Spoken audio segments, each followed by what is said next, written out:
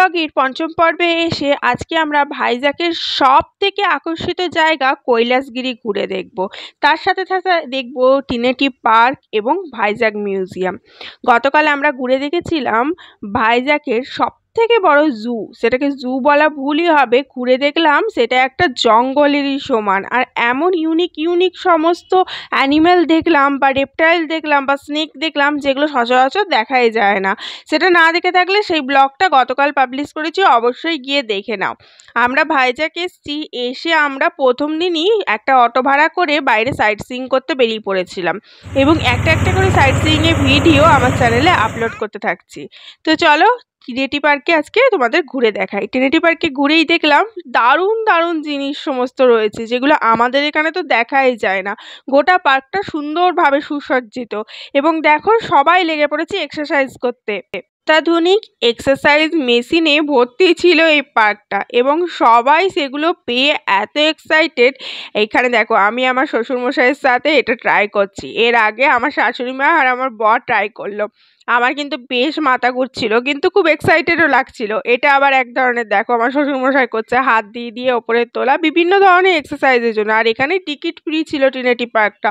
এরকম বহু পার্ক আছে ঘুরে দেখার মধ্যে, তার মধ্যে একটা উল্লেখযোগ্য পার্ক হলো টিনেটি পার্ক, যেখান থেকে ভিউটা অসাধারণ। টিনেটি পার্ক থেকে ভিউ ইজ দিস।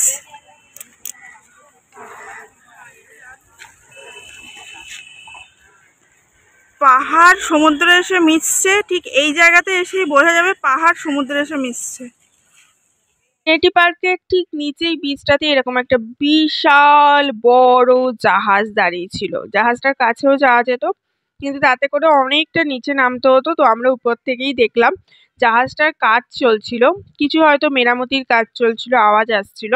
কিন্তু জাহাজটা দেখে এত এক্সাইটেড লাগছিল, সামনে থেকে এত বড় জাহাজ কোনোদিন দেখিনি। এটা মালবাহী জাহাজ সম্ভবত। আর যেহেতু পোর্ট এরিয়া, এখানে প্রচুর জাহাজ দেখা যাচ্ছে, জাহাজ, বোট, ইয়াচ বিভিন্ন রকম দেখা যাচ্ছে। তো সামনে থেকে এত বড় জাহাজ দেখে ভীষণ এক্সাইটেড লাগলো। এটা হচ্ছে গোটা টিনেটি পার্কটা। এখানে বিকালবেলা হাঁটতে হাঁটতে এসে বসা যাবে, এনজয় করা যাবে এবং ভীষণ সুন্দর সুসজ্জিত এবং আরো কাজ চলছে। ভবিষ্যতে হয়তো টিকিটও হয়ে যেতে পারে। এখন দেখলাম অনেক কাজ চলছে আরো অত্যাধুনিক আরো সুন্দর করে তোলার জন্য। এরপরে বিশাখাপত্তনমের সব থেকে আকর্ষিত জায়গা কৈলাসগিরি ভ্রমণের জন্য আমরা এগিয়ে চললাম। কৈলাসগিরি বিশেষত পাহাড়ের ওপরে অবস্থিত, যেটাকে কৈলাস পাহাড় বলা হচ্ছে, যার ওপরে মহাদেব পার্বতী সমেত বিরাজমান করছেন এবং যেটা যেতে হয় রোপওয়ে করে।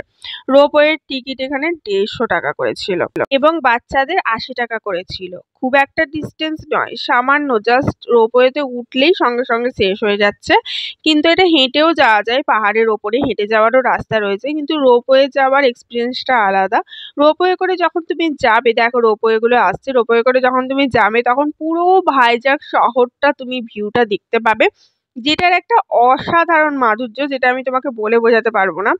এত সুন্দর ভিউ বোধহয় আমি আগে কখনো দেখিনি, এত সুন্দর লাগছিল। দেখো পুরো ভাইজ্যাক শহরটা দেখা যাচ্ছে। রোপওয়েতে চাপবার জন্য অনেকটা সিঁড়ি বেয়ে ওপরে উঠতে হলো এবং যত ওপরে উঠছিলাম সৌন্দর্য তত দ্বিগুণ তিনগুণ বেড়ে যাচ্ছিল।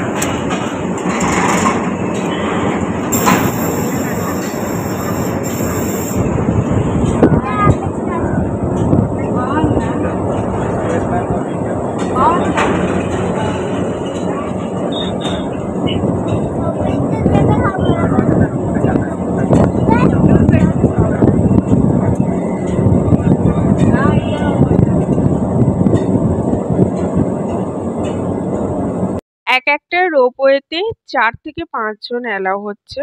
ফ্যামিলি মেম্বার যজন রয়েছে তজনই উঠছে। যদি সেই ফ্যামিলিতে 3 জন থাকে তো 3 জনই সেই রোপটাতে মানে সেই কম্পার্টমেন্টটাতে নিচ্ছে, বাকি আর কাউকে অ্যালাউ করছে না, এরকম হচ্ছে। কারণ প্রচুর অ্যাভেলেবেল রয়েছে, যাচ্ছে আসছে যাচ্ছে আসছে যাচ্ছে আসছে। মাঝখানে টিফিন ব্রেক রয়েছে 1টা থেকে 2টো, তখন রোপওয়ে বন্ধ থাকে। আর রোপওয়ের যতটা জার্নি তার থেকে টিকিট কস্টটা একটু বেশিই মনে হচ্ছে, কিন্তু রোপওয়েতে তুমি এই যে গেলে গিয়ে আবার রিটার্ন করবে সেটা ফ্রি, ঠিক আছে? সেটা আর তোমাকে টিকিট কাটতে হবে না, মানে যাওয়া আর আসা দুটো মিলিয়ে তোমার 150 টাকা পড়ছে পার হেড। আর তুমি যখন ফিরে আসবে তার জন্য টিকিটটা তোমাকে রেখে দিতে হবে। আর ওপরে কৈলাসগিরিতে প্রচুর বড় জায়গা, রেস্টুরেন্ট থেকে পার্ক থেকে হ্যাঁ কোনো জিনিস নেই যে ওখানে ওপরে নেই। মার্কেট থেকে শপিং এর জায়গা থেকে সমস্ত কিছু রয়েছে। তো এই যে দেখো এরকম রোপওয়েতে যারা ফ্যামিলি মেম্বার রয়েছে বসছে, নিয়ে এরকম করে এগিয়ে যাচ্ছে, আর যেতে যেতে ভিউটাও অসাধারণ লাগছে। তো ফাইনালি আমরা রোপওয়েতে চেপে গেছি এবং খুব এক্সাইটেড ছিলাম। আমরা এর আগে ভারতবর্ষের সব থেকে ইনক্লাইন রোপওয়েতে চেপেছি, সেটা অনেকটা উঁচু ছিল। এটাতে হরিদ্বারেও চেপেছি, এটাতে মানে জাস্ট চাপলাম আর কখন যে শেষ হয়ে গেল বুঝতে পারলাম না, মানে ক্যামেরা করতে না করতে শেষ হয়ে গেল এরকম আর কি। তো দেখো ভিউটা, জাস্ট দেখো ভিউটা দেখে তুমি পাগলা হয়ে যাবে, এত সুন্দর ভিউ, সমুদ্রের এত সুন্দর ভিউ লাগছিল দেখতে, কি বলবো। যেমন হরিদ্বারে গঙ্গার অসাধারণ ভিউ দেখতে পাওয়া যায় রোপওয়ে থেকে, ঠিক তেমনই ভাইজ্যাকে রোপওয়ে থেকে সমুদ্রের অসাধারণ ভিউ দেখতে পাওয়া যায়। অনেক রেস্টুরেন্ট রয়েছে, খাওয়া টাওয়ার জায়গা রয়েছে, তারপরে তোমার বিশাল বড় পার্ক রয়েছে, টয় ট্রেন রয়েছে চাপবার জন্যে, বিভিন্ন ধরনের অ্যাক্টিভিটি রয়েছে, যেমন ধরো হয় না মেশিন দিয়ে বল ছুঁড়ে আসছে সেটা তুমি ব্যাট করছো এরকম, তারপর জিপলিং এরকম। দেখো ভিউটা দেখো কি অসাধারণ লাগছে না দেখতে, দারুণ। এবং ভাইজ্যাকে প্রত্যেকটা জায়গা, যত জায়গা ঘুরলাম তত জায়গায় ক্যামেরাম্যান রেডি, ক্যামেরা নিয়ে তুমি ফটো তুলতে পারলেই হচ্ছে, টাকা খরচা করতে পারলেই হচ্ছে। তারা ফটো তুলে প্রিন্ট আউট করে একদম তোমাকে হাতে ধরিয়ে দেবে, তার জন্য রেডি সমস্ত জায়গায় জায়গায়। কারণ প্রত্যেকটা জায়গারই ভিউ অসাধারণ ভাইজ্যাকে যেদিকে ঘুরে তুমি দাঁড়াবে সেদিকেও ভিউ, সেদিকেই ফটোজেনিক ভিউ, যে ফটো তুলতে পারলেই হচ্ছে এরকম একটা ব্যাপার। তো সঙ্গে যেন ডিএসএলআর না নিয়ে যেতে ভুল করো না, যেটা আমরা ভুল করেছিলাম। আমরা লাগেজ বেশি হবে বলে বাচ্চার প্রচুর জিনিস নিয়ে যেতে হয় বলে, দেখা যায় দেখো সিঁড়ির রাস্তাটা যেটা দিয়ে উঠে যাওয়া যায়, হেঁটে ওঠা যায়। তো যখন আমার শ্বশুরমশাইরা আজ থেকে বহু বছর আগে এসেছিল, তখন এই সিঁড়ির রাস্তাটা দিয়েই ওপরে উঠতে হয়েছিল, তখন রোপওয়ে ছিল না, তৈরি হচ্ছিল। আর আমরা এলাম এখন রোপওয়ে তৈরি হয়ে গেছে, তার জন্য এটা বিশেষ আকর্ষণ ওই জন্যই বলছি, কারণ রোপওয়ে রয়েছে বলে। এখানে ওই ভাইজ্যাকের লোকাল মানুষদেরও প্রচুর ভিড়। যাই হোক, যেটা বলছিলাম আমরা ডিএসএলআরটা নিয়ে যাইনি কারণ লাগেজ বেশি হয়ে যাবে বলে, কিন্তু গিয়ে আমরা খুব পস্তাচ্ছিলাম, কারণ এত সুন্দর সুন্দর ফটোজেনিক ভিউ মোবাইলে ক্যামেরায় তুলে পোষাচ্ছিল না। আর ডিএসএলআরে দেখবে তোমার নিজেটা সুন্দর হয়, পেছন দিকটা ব্লার হয়ে যায়, একটা দুর্ধর্ষ ফিনিশিং আসে। এটা হচ্ছে ওপরটা, কৈলাসগিরির ওপরটা। ওপরে এসে আমরা পৌঁছে গেছি এবং এটা হচ্ছে একটা চিলড্রেন পার্ক, খুব সুন্দর। ঘোড়া রয়েছে, ঘোড়ায় চড়ে তুমি ঘুরতে পারো, গাড়ি রয়েছে বাচ্চাদের, চড়ে এখানে ঘুরতে পারো, 500 টাকা করে ফিস গাড়ির। এবার এই যে ফটো তোলার জায়গা রয়েছে। তো চলো এবার মহাদেবের দর্শন করাই, সঙ্গে পার্বতী মা। বিশাল উচ্চতার মূর্তি, দূর থেকে একদম পুরো বিশাল দেখা যাচ্ছে। আর এখানে প্রচুর ফটো, যে সবাই রিলস বানাচ্ছে, তো সবাই এখানে এই অ্যাক্টিভিটিটা ছিল। এটা একটা মেয়ে করছে, ভাবতে পারছো, চুড়িদার পরে একটা মেয়ে করছে। আমি দাঁড়িয়ে দাঁড়িয়ে বেশ খানিকক্ষণ দেখলাম, ভিডিও করলাম। আমার তো ক্ষমতা নেই ভাই করার, আমি তো বমি টমি করে দেবো। যাই হোক, দেখে খুব ভালো লাগলো। এখানে চিলড্রেন পার্ক রয়েছে, বাচ্চাদের নিয়ে গেলে বাচ্চাদের কত ধরনের যে খেলার জায়গা রয়েছে কি বলবো। আমার বাচ্চা তো বেশ খানিকক্ষণ খেললো এখানে চিলড্রেন পার্কে। আর এখানে রয়েছে ওই যেটা বলছিলাম, এটা দেখো এরকম বল আসছে মেশিনে, তুমি এরকম করে ব্যাট করতে পারবে। বিভিন্ন ধরনের অ্যাক্টিভিটি যেটা বলে, মানে সময় কাটাবার জন্য। যদি বিকালবেলা আসো, বিকালবেলা তোমার এখানে সময় কেটে যাবে সন্ধ্যে রাত অবধি।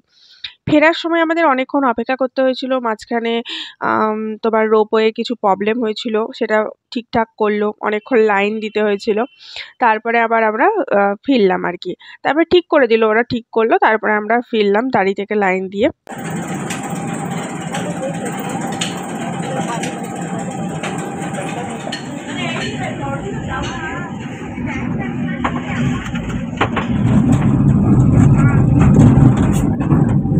এইখানটা যা করছে, এখান থেকে ফটো তোলো না নিচটা। এটা বেরোবার সময় আমি জাস্ট কিছু কথা বলবো না, জাস্ট তোমরা এনজয় করো এই ভিউটাকে। এই ভিউটাকে এত সুন্দর দেখতে লাগছিল, একটা একটা করে রোপওয়ে পেরিয়ে যাচ্ছে আর নিচে গোটা ভাইজ্যাক শহরটা দেখা যাচ্ছে সমুদ্রের ধারে, আর দূরে পাহাড় দেখা যাচ্ছে। অসাধারণ সৌন্দর্য লাগছিল, অসাধারণ। মানে ভাইজ্যাক এলে এটাকে মেন আকর্ষণ এজন্যই বলছে যে এই জায়গাটা না ঘুরলে তোমার গোটা ঘোরাটাই অসম্পূর্ণ থেকে যাবে। মানে ভাইজ্যাকে এত জায়গা আছে ঘুরে, তুমি 3 দিন 4 দিনেও শেষ করতে পারবে না। ভাইজ্যাক তুমি দুবার যদি ঘুরতে আসো তখন হয়তো শেষ হতে পারে। ভাইজ্যাকে অলিতে গলিতে ঘোরার জায়গা এরকম আর কি। মানে ভীষণ সুন্দর সাজানো গোছানো একটা শহর বিশাখাপত্তনম, যার ঘোরার ডেস্টিনেশনের অভাব নেই, প্রচুর প্রচুর। রেক্ট্যাঙ্গেল জল রয়েছে ওই যে ওই জায়গাটাতে। ওইটা কি কি বটে? ওই যে এখান থেকে দেখতে পাচ্ছ না? ওই যে কোনখানটায়? ওই যে সমুদ্রের পাশে। ও আচ্ছা আচ্ছা, গাছ আছে, গাছ বড় করতে। ওইখানটা খুঁজতে যা, রোদ এখানটায় যা। 2034 সালে তোমার সব কথা লাগলে হেঁটে উঠবে, হেঁটে নাম আমি হেঁটে উঠছি নামতে তোমাকে আমার পেছনে দেখতে হবে, তোমাকে দেখতে হবে। মাকে আমরা নিয়ে আসবো, চিন্তা করছো কেন? রোপ ওয়ে করে তুমি হেঁটে হেঁটে উঠে দেখা শুনে না। পরে কৈলাসগিরি ঘুরে চলে আসার পরও আমাদের লাঞ্চের অনেক সময় ছিল, তো আমরা চলে গেছিলাম বিশাখাপত্তনম মিউজিয়াম। এই মিউজিয়ামটা বেসিক্যালি এয়ার আর ওয়াটার যত সরঞ্জাম থাকে শিপের জন্যে, তারপরে সাবমেরিনের জন্য যত সরঞ্জাম থাকে, এয়ারক্রাফ্টে যত সরঞ্জাম থাকে, মেশিনে যা যা ইউজ হয় সমস্ত কিছু এখানে রাখা আছে সাজিয়ে। আজকের দিনের থেকে প্রাচীন দিন অবধি যা যা লেগেছে, যেমন যেমন লেগেছে সমস্ত সাজিয়ে রাখা আছে। আর এখানে স্ট্রিক্টলি ভাবে তোমার ফটোগ্রাফি আর ভিডিওগ্রাফি মানা করা আছে, আমি তবুও তোমাদের জন্য করেছি। এই জায়গাটা দেখো, গাজি অ্যাটাক হয়েছিল, নিয়ে ওদের সাবমেরিনের ভাঙা অংশ এখানে সাজিয়ে রাখা রয়েছে। এটা এরকম বিভিন্ন সুন্দর সুন্দর জিনিস, দেখো অ্যান্টিক জিনিস। আর 4 তলা অবধি পুরো মিউজিয়ামের বিল্ডিং। ঠিক আছে, আমরা পুরো হেঁটে উঠে উঠে দেখেছি, এত ইন্টারেস্টিং, ফুল এসি। আর এইটা দেখে এরপরে আমরা এগিয়ে চললাম লাঞ্চ করতে। এটা হচ্ছে এয়ারক্রাফট মিউজিয়াম, এটা 2টোর সময় খোলে। এটার পাশেই ছিল জায়কা রেস্টুরেন্ট। তোমরা ভাইজ্যাকে গেলে ট্রাস্ট মি এই রেস্টুরেন্টটাতে অবশ্যই লাঞ্চ বা ডিনার করো। এই রেস্টুরেন্টটার ডাল ফ্রাই আর চিকেন তোমার মুখে লেগে থাকবে, আমি কথা দিলাম। ডাল ফ্রাইটা তো আমার সব থেকে বেশি ভালো লেগেছে। আর এই রেস্টুরেন্টটা এত ফটোজেনিক ছিল, আমি কতগুলো ফটো তুলেছি তার ঠিক নেই। দেখো সব জায়গায় এদিক ওদিক সেদিক সব দিকে ফটোজেনিক জায়গা বলে, খুব সুন্দর। এর পাশেই ছিল এয়ারক্রাফট মিউজিয়াম আর সাবমেরিন মিউজিয়াম, যেটা 2টোর সময় ওপেন করে। তো আমরা এখানে লাঞ্চ করলাম, লাঞ্চ করে তারপরে আবার ওদিকে গেলাম। ভিডিওটা ভালো লাগলে অবশ্যই লাইক করে শেয়ার করে দিও, তোমার সাথে সাথে সবাইকে দেখার সুযোগ করে দাও।